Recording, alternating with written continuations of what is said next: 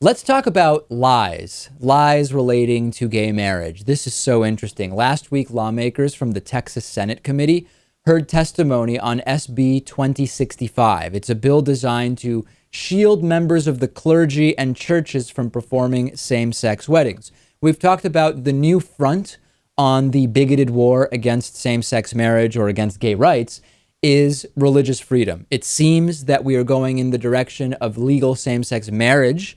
So those who are religious are trying to fight having to be in any way involved in it, be it through their church or clergy, or even in terms of providing business services or products to LGBT individuals based on religious freedom.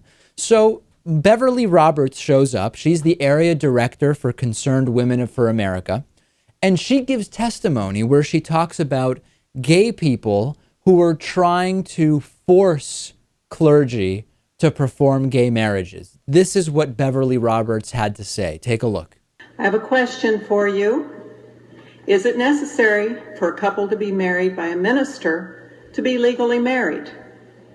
If not, why are homosexual couples in states where same-sex marriage is legal demanding that ministers perform their marriage ceremonies? Should we not consider these to be hate crimes? Are these not instances of targeted bigotry? Are these couples not engaging in the same bullying tactics they profess to deplore? Why are they attacking a minister when they don't even need him to perform their marriage? So again, I ask you, who are the bullies, the bigots, and the haters? Sounds kind of weird, right? And it sounded kind of weird to our friend David Badash over at the New Civil Rights Movement as well. So David reached out to Beverly Roberts via email and said, hey, can you tell us about, I don't know, just one or a few of those stories where there are gay people trying to mandate or force clergy to do same-sex marriages? Roberts wrote back and basically admitted that the entire thing was false, saying, quote, my testimony did not relate to a specific instance. That's what's called a lie, Beverly. If you give testimony about events that have taken place, and it turns out that the testimony did not actually relate to any events that had taken place, that's what we call lying. And as I feel like it's talking to a little kid, do you know the difference between something that's the truth and something that's a lie? You know, sometimes police will say that to kids when they're talking to children about something they may have witnessed. Do you know what a lie is? I feel like we need to be asking the same thing to these bigots.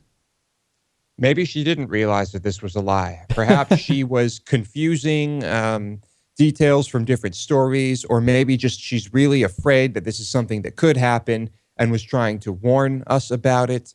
But I'm not convinced that she even realized she was lying. This is really, really great work by David Badash over at the New Civil Rights Movement. And I think that behind the scenes, certainly many of these bigots would say, while I'm opposed to lying in principle because of Jesus and stuff, here I'm serving the greater good by lying, because it's even worse if we have gay marriage and in churches and whatnot. So the lie is somehow okay. This sort of moral relativism that they create with regard to their religion is pretty stunning.